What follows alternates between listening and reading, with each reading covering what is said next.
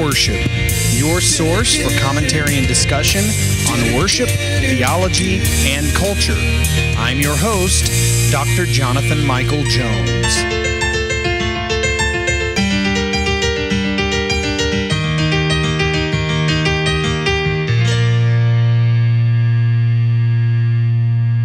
Hello, everyone listening. Thank you for joining me on the Act of Worship podcast. This is Dr. Jonathan Michael Jones.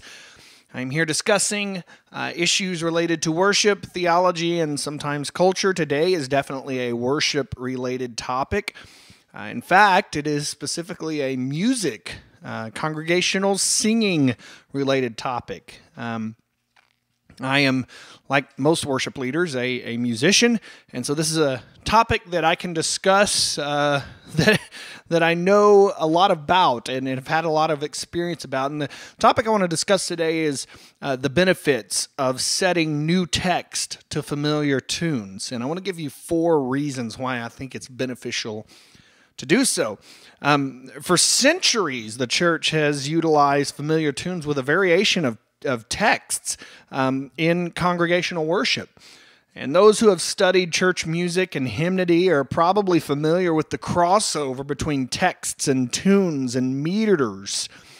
And in fact, only in recent years has it been common to associate a particular tune with only one set of texts. An example of that is Amazing Grace. If you look in the hymnal, for those of you that have hymnals and don't use them as doorstops, by the way, there's great benefit, I think, to using hymnals, not the least of which is the church's sight reading and music reading ability. There's so many benefits to using hymnals. The text of Amazing Grace that we are typically familiar with is set to a tune called New Britain. And so if you were to hear somebody play, you would, many people would say, hey, that's the tune of Amazing Grace. They would be wrong in that because it is not the tune of Amazing Grace. The tune name is New Britain. The text name is Amazing Grace. And just to give you, if you don't know much about this, take a hymnal, most hymnals, particularly Baptist hymnal, open it up down at the bottom of the hymn, of the hymn number, say Amazing Grace in the 1993 or 94 version of the Baptist hymnal. I believe that is hymn number 330. Down at the bottom, it will have the hymn tune name written as New Britain, and there will be a meter. It will say 8686. What that's referring to is each line of text and each phrase of music has 8 syllables or 8 notes to it, and then the next line is 6, the next is 8, the next is 6, so on and so forth. And you could take any 8686 text or tune and interchange them. And for centuries, that was a common practice. And so I still do that in my church. And I think there are marvelous benefits to setting new text, not just old text, but new text to familiar tunes. And such a practice really can help both the worship leader and the congregation. And I want to give 4 reasons to employ this practice, to set new text to familiar tunes. Understand I'm talking specifically about new text, not just old text. So the first reason to do this is familiarity.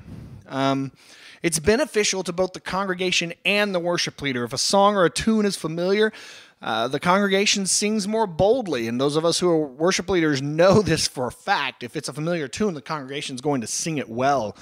And the worship leader is more confident in his or her leadership as well. You might have never led Matt Boswell's Come Behold the Wondrous Mystery in your congregation, which is, by the way, a new hymn, a modern hymn that we employ at our church quite often.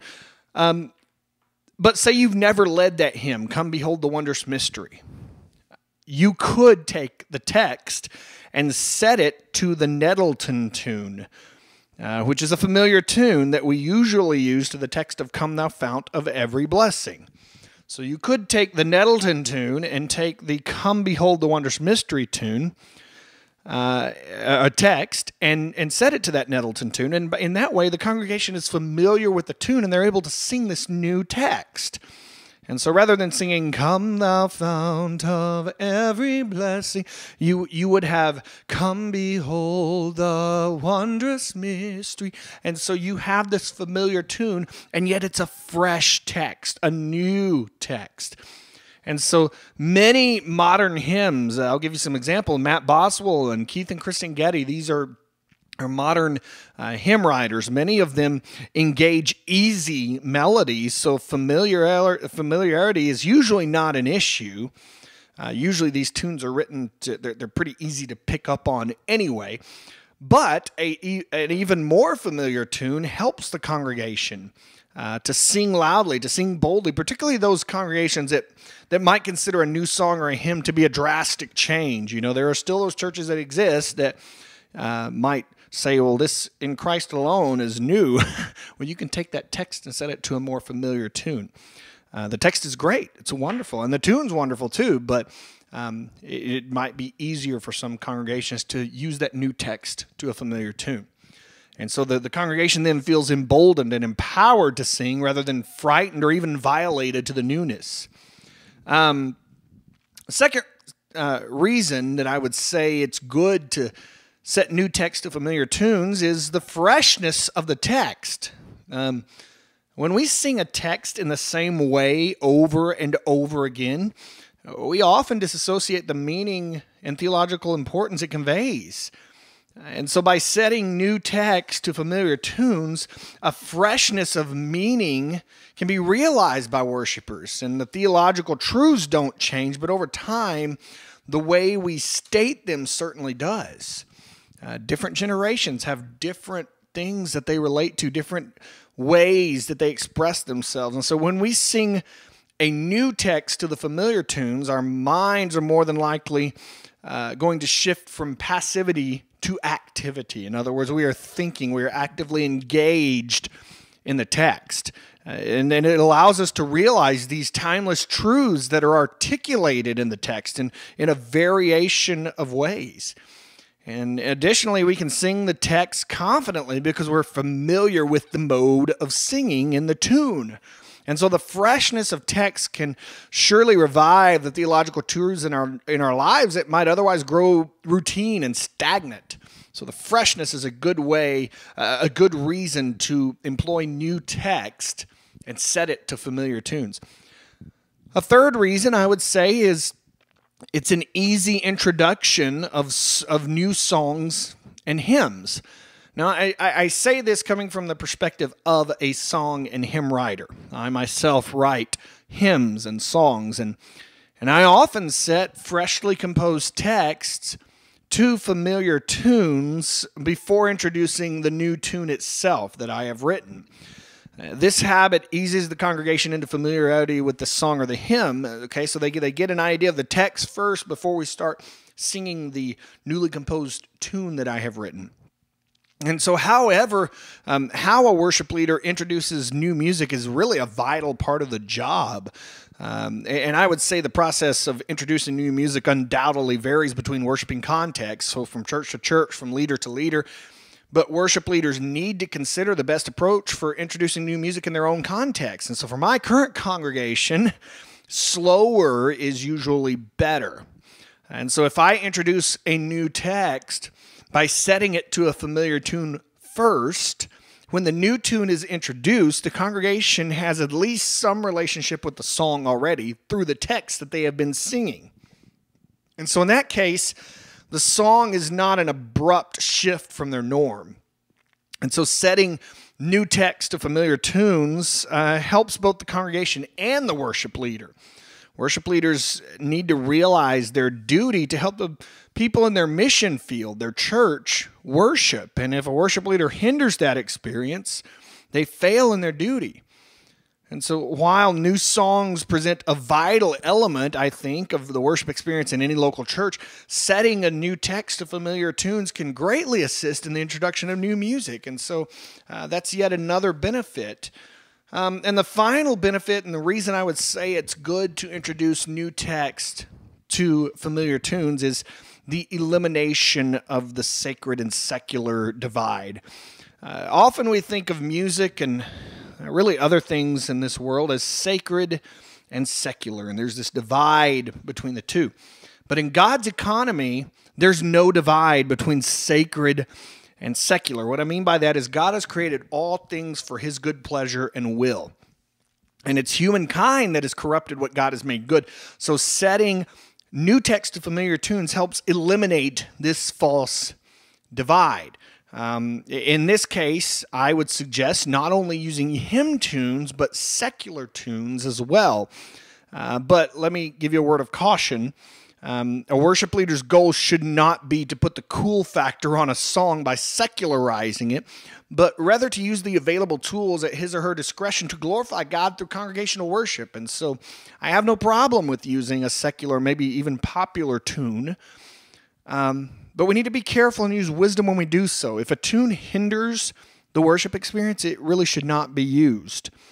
And this is definitely contextual. Secular tunes have different impacts on different congregations. Many of our known hymn tunes that we use today, people don't even realize this sometimes, they were once secular tunes, many of them, but are still used for congregational worship today.